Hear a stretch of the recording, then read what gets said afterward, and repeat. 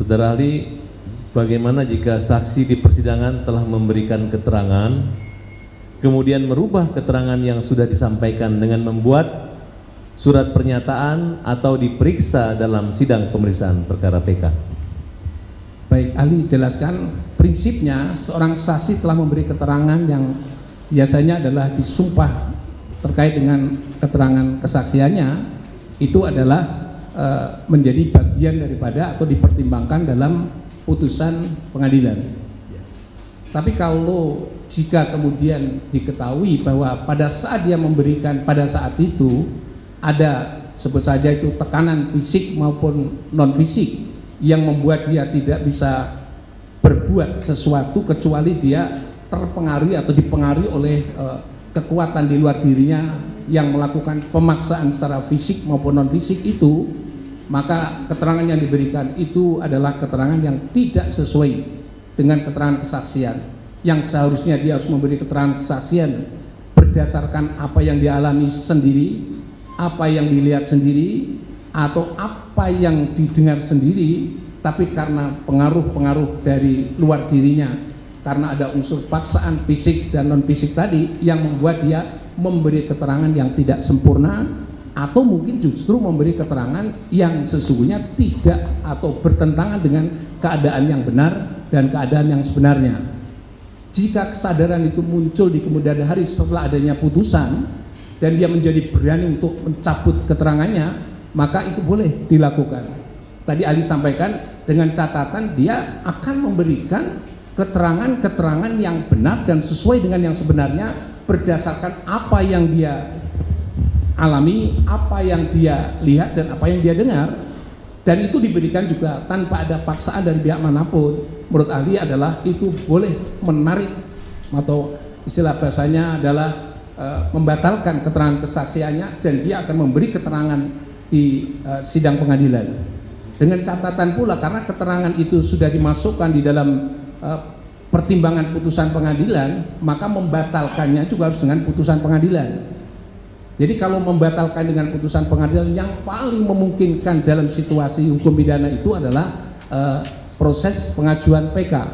Sehingga dengan demikian dia boleh memberikan keterangan saksi kembali dalam persidangan PK, dengan di dalam persidangan itu dia harus berani secara tegas untuk mencabut keterangan yang pernah dilakukan sebelumnya, dan dia bisa membuktikan bahwa keterangan yang diberikan sebelumnya itu ada unsur paksaan fisik maupun psikis. Dan dengan cara itu maka disumpah kembali dan dia akan memberikan keterangan lagi, dan keterangan itu diberikan secara tanpa tekanan apapun, dan itu dapat menjadi pertimbangan oleh majelis hakim PK untuk dimasukkan dalam putusannya.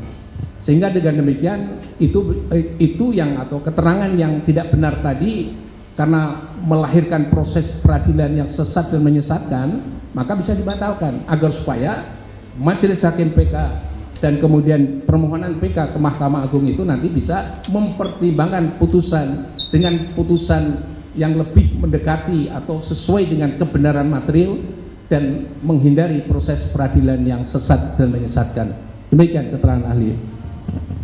Baik, saudara ahli, kalau kami kaitkan dengan PK kita saat ini, apakah pencabutan keterangan itu apabila di depan majelis PK itu satu legal atau ilegal? Yang kedua, apakah jika keterangan bohong yang dilakukan itu adalah merupakan arahan dari penyidik atau oknum polisi Rudiana, disertakan alasan pencabutan itu merupakan satu alasan yang dimungkinkan dan merupakan berdasar, sehingga tidak membuka peluang daripada orang yang mengajak berbohong itu untuk melaporkan balik daripada saksi yang jujur yang awalnya diarahkan untuk berbohong. Baik, ahli jelaskan prinsipnya begini. Siapapun yang memberi keterangan ahli di ruang sidang pengadilan yang dia keterangannya adalah sudah disumpah, maka keterangan diberikan harus benar, ya. Tapi tadi ahli sudah sampaikan, kalau keterangan yang lama, ya, proses pemberian keterangan itu ternyata adalah akibat adanya tindakan paksa secara fisik maupun non fisik yang membuat dia tidak bisa menerangkan keterangan yang apa yang benar dan yang sebenarnya, maka dia punya hak hukum untuk mencabut keterangannya itu. Jadi keterangannya lama yang sudah dicabut, selagi keterangan pencabutan itu dalam sidang pengadilan, itu tidak bisa dikualifikasi sebagai keterangan yang kemarin adalah keterangan yang memberikan keterangan yang bohong, atau istilah bahasanya adalah memberi keterangan di bawah sumpah yang itu adalah palsu. Tapi karena itu atas kesadaran dirinya sendiri bahwa memang keterangan kemarin itu adalah diberikan karena ada paksaan fisik maupun non fisik kepada dirinya, dan kemudian tumbuh kesadaran dirinya, kemudian dia ada proses PK dan kemudian istilah bahasanya mengikuti proses itu, dan kemudian dia memberi keterangan kembali, dan keterangan itu intinya adalah mencabut dari apa keterangan yang diberikan sebelumnya, dan itu dipastikan keterangan itu benar, yang nanti dalam sidang akan dicocokkan dengan keterangan-keterangan yang lain bahwa keterangan yang diberikan itu adalah benar. Maka kalau itu dipakai lagi untuk dalam pertimbangan putusan pengadilan, putusan majelis hakim, maka keterangan itulah keterangan yang benar, maka yang bersangkutan tidak bisa dikatakan dikualifikasi sebagai melakukan tindak pidana, namanya adalah keterangan palsu di bawah sumpah. Justru keterangan yang kemarin itu diluruskan supaya menemukan yang benar adalah benar, yang salah adalah salah, dan supaya juga menemukan kebenaran material. Ternyata dengan mencabut itu adalah bisa jalan pintu majelis hakim untuk menemukan kebenaran material. Maka justru persoalan yang telah diberikan sebelumnya, yang memberi keterangan di bawah sumpah atau di atas sumpah yang tidak benar itu mestinya diberi penghargaan, karena situasi dan kondisi pada saat itu mau dan tidak mau, karena ada paksaan fisik dan psikis, dia memberi keterangan yang tidak benar. Sehingga dengan demikian saksi yang mencabut dan memberi keterangan yang benar dan yang sebenarnya telah membantu majelis untuk menemukan kebenaran material dalam satu kasus tersebut, sehingga menurut Ali harus diberi penghargaan terhadap orang yang berani melawan tindakan yang tidak benar tersebut. Demikian. Ya, catatan saksi-saksi ahli, saksi-saksi fakta yang pernah berbohong pada persidangan lalu, dua diantaranya sudah memberi keterangan di pengadilan ini dan menyatakan mencabut keterangan yang lalu. Pertanyaan selanjutnya.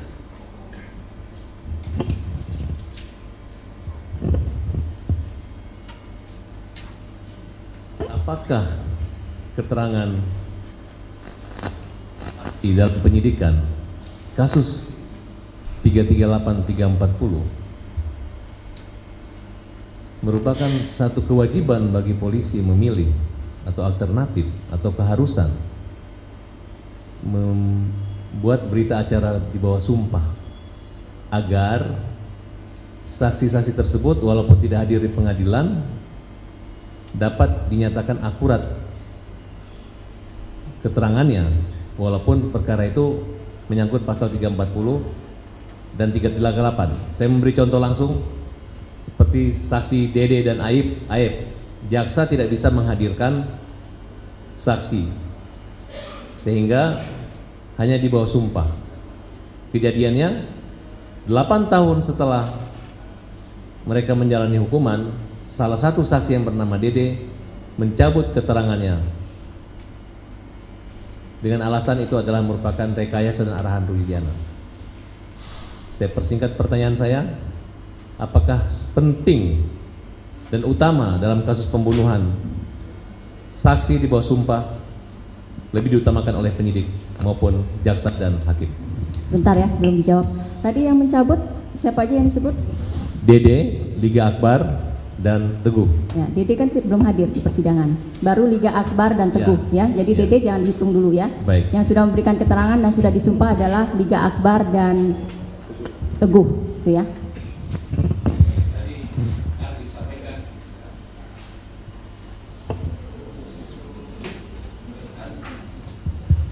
Ahli jelaskan terkait dengan masalah, maaf kita tidak menyebut nama orang itu tertentu begitu. Saya ahli hanya menyampaikan bahwa saksi itu prinsipnya terdapat kualitas saksi dan kualitas kesaksiannya.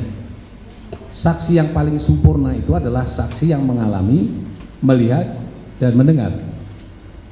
Jadi kalau saksi yang memiliki kapasitas yang sempurna kesaksiannya dan kedudukan saksi, keterangan kesaksian tersebut adalah saksi yang pokok dalam satu perkara pidana, kehadirannya itu wajib dilakukan.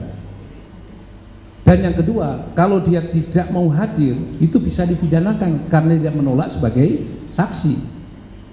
Dengan maksud apa? Maksud pengadilan untuk menemukan kebenaran material dalam perkara pidana itu bisa terpenuhi.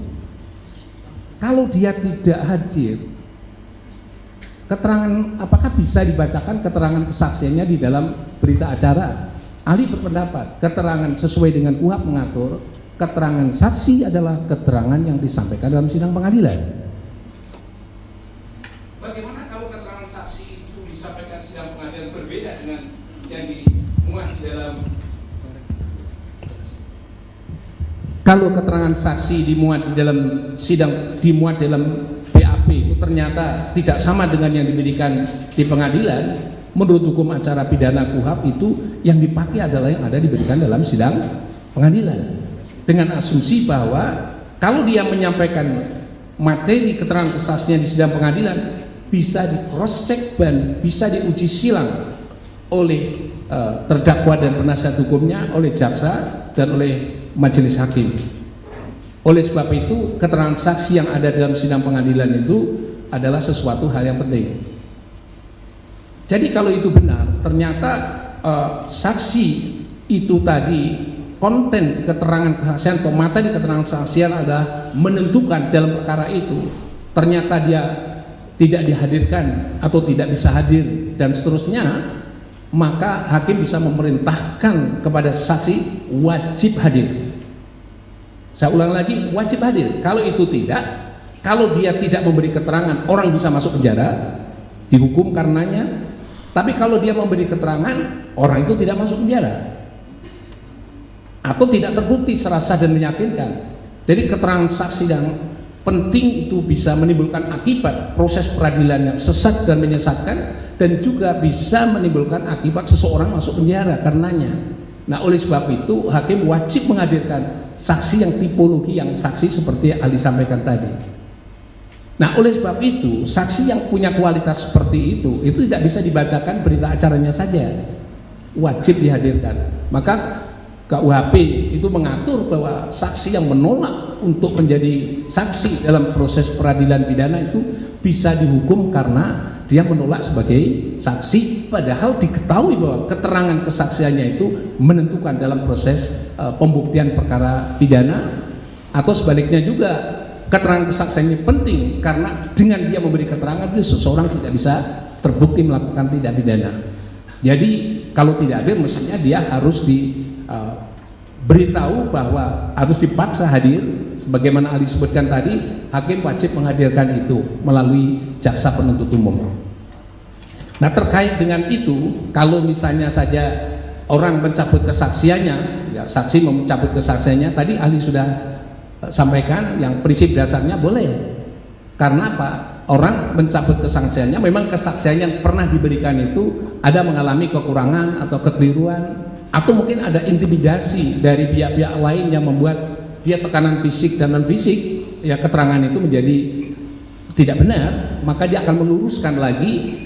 Oleh karena itu dia bisa punya hak untuk mencabutnya. Tadi Ali sudah sampaikan, mencabutnya mestinya melalui proses peradilan, ya. Entah itu nanti prosesnya, biasanya kalau Ali diminta karena belum ada proses pengadilannya, bikin dong statement, nanti disahkan di notaris bahwa Anda dulu telah memberi keterangan palsu atau tidak benar pada putusan pengadilan halaman sekian sampai sekian, dan seterusnya dikutip, dan kemudian melalui kekuatan pengesahan notaris tadi itu jadikan alat bukti untuk dalam proses sidang kalau ada proses peninjauan kembali.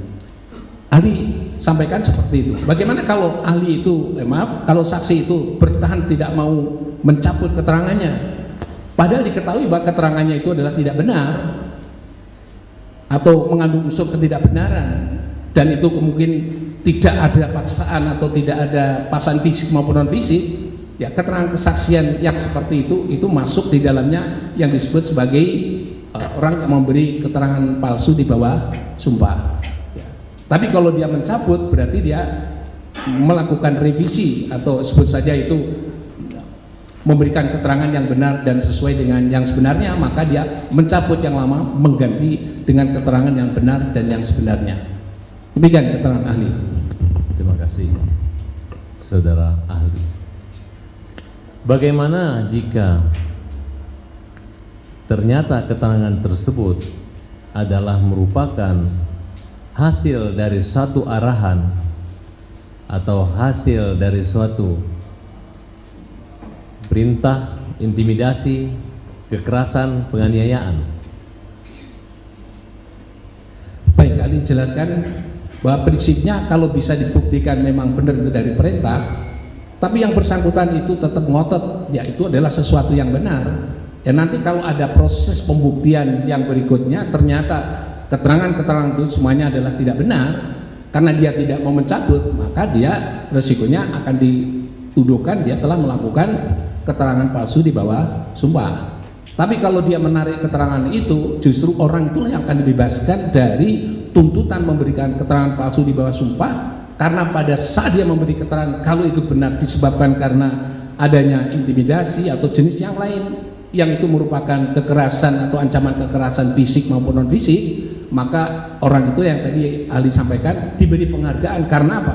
Karena telah menarik, mencabut keterangannya dan kemudian memberi keterangan yang benar dan yang sebenarnya, maka itu akan membantu hakim dalam memutus perkara yang benar dan yang sebenarnya berdasarkan penemuan kebenaran material di dalam proses perkara itu. Demikian.